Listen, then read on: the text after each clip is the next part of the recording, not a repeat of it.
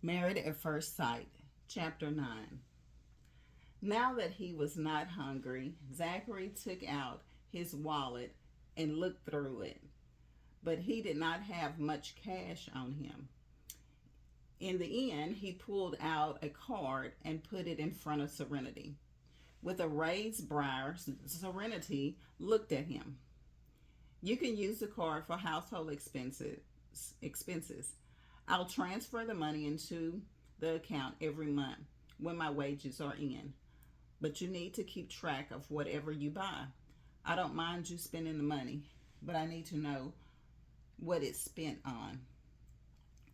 Back when they got the marriage license, Serenity had asked him whether they should go half on the expenses, to which Zachary shot down.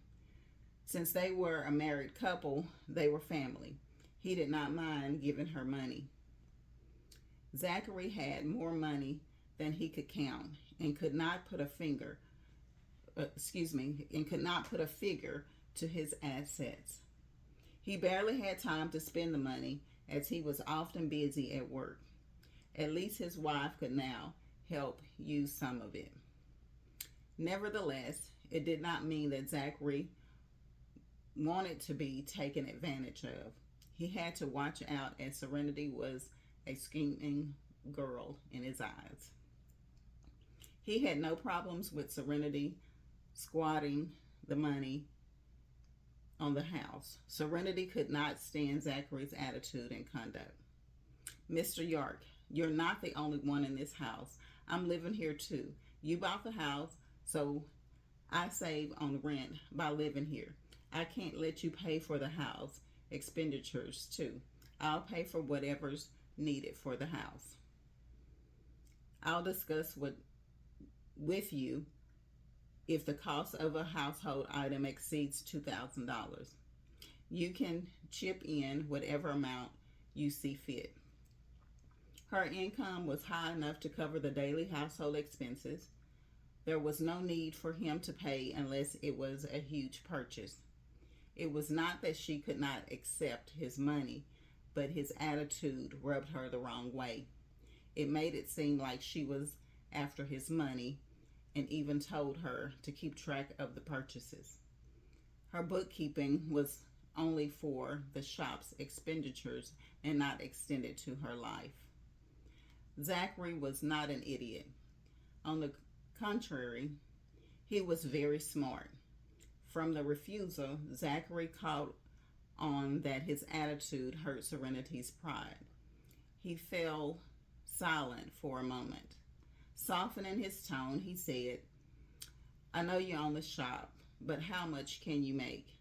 You said it yourself that this is our house. You're part of it, and so am I. How can I let you shoulder all the household expenses? Take it. Don't keep a record of your purchase if you don't want to. Have you given a thought about getting a car? You can afford the monthly commitment with your income. Zachary did not really look into her earnings, but she must be doing well since she started a bookshop at the entrance of Weltspoon School. The house is not too far from my shop. I can take my bike. The traffic in Weltspoon is horrible during rush hour. My two-wheeled ride is better than a four-wheel motor. Zachary was lost for words. She was right. He avoided the rush hour to get to work. Sometimes he was caught in the morning rush hour when he had to leave for an emergency. The gridlock traffic would make him wish he took his private jet out instead. It would make your life easier with a car. You can drive on the weekends and take your sister and nephew for a short trip. Zachary remembered Gran saying that the woman lived together with her sister. The people who mattered most in Serenity's life were her sister and nephew. Maybe later. We just got married and we don't know each other well. I don't feel comfortable using your money to buy a car. I have enough savings to get a car, but a house is a better investment. I can have a home with a house. I'm not like you men. Men prefer getting cars. Oh, yeah, my sister wants to meet you, but I told her that you're away on business. I'll take you to see her at a later date. Sure, Zachary answered. After the chat, Serenity went to air the clothes while Zachary sat in the living room. He wanted to read the papers, but he did not have a subscription delivered to this place. Since he could not find the newspaper, he turned to check the news on his phone to spare time.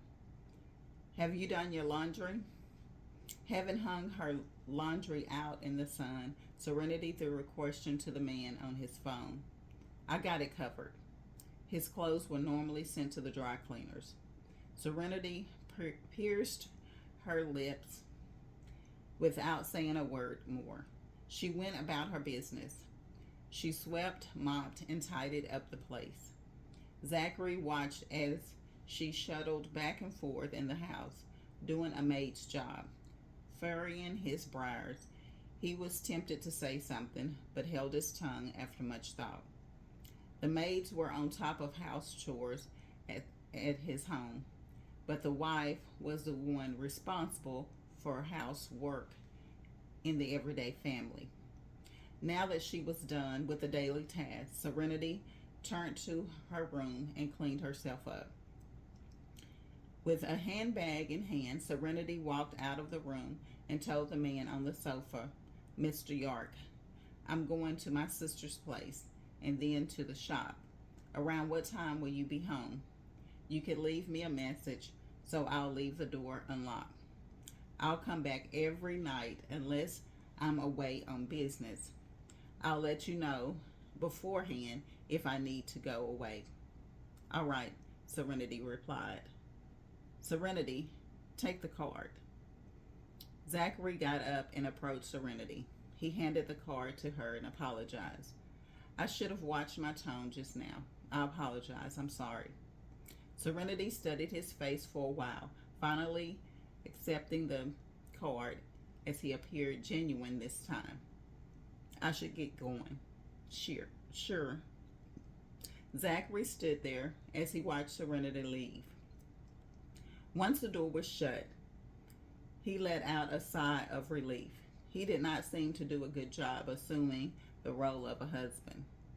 Returning to his seat on the sofa, Zachary grabbed his phone from the coffee table and called the butler in the family home. With the butler picking up, he uttered in a low voice, Sam, when the old miss is up, tell her to gather the family to have dinner at Brentfield. The old miss will know what it's about. Thanks for listening, and please tune back in for chapter 10.